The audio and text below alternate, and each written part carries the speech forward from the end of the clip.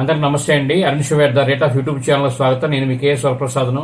నేను మీకు ఈరోజు ఈ వీడియోలో రవ్వ కేసరి నేతితో ఎలా తయారు చేయాలో చూద్దాం.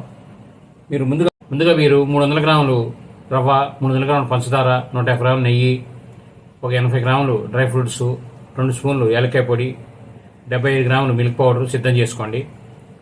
మీరు మిల్క్ పౌడర్లో కొద్దిగా నెయ్యి వేసుకొని కలిపి లిక్విడ్ లాగా చేసుకుని పక్కన పెట్టుకోండి.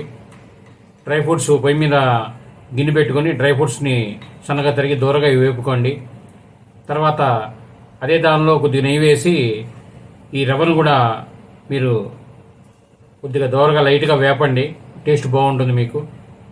అలా మీరు సిద్ధం చేసుకున్న తర్వాత ఈ 300 గ్రాముల పంచదార పొయ్యి మీద పెట్టి అవి కరిగిన తర్వాత 1:2 కొద్దిగా నీరు ఎక్కువ ఉంచుకొని గ్లాసులో తీసుకొని ఉంచుకోండి. 1:2 మీద కొద్దిగా నీరు పోసుకొని గ్లాసులో కొద్దిగా తీసుకొని పక్కన పెట్టండి. ఈ బాగా మరిగిపోతుంది. మరిగిన తర్వాత మీరు వేపిన రవ్వని అది మరీ వేడి ఉండకూడదండి. అది చల్లారిన తర్వాత దీనిలో బాగా కలిపేసేసి డ్రై ఫ్రూట్స్, యాలక్కాయ పొడి బాగా కలపండి. ఈ లిక్విడ్గా చేసుకుని మిల్క్ పౌడర్ కూడా లాస్ట్లో కలిపేసి ఈ అన్ని నెయ్యి కొద్దిగా వేసి దించండి.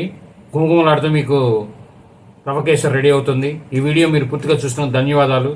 మేము మరిన్ని వీడియోలు చేయడం కోసం లైక్ చేయండి, షేర్ చేయండి, సబ్స్క్రైబ్ చేసుకోండి.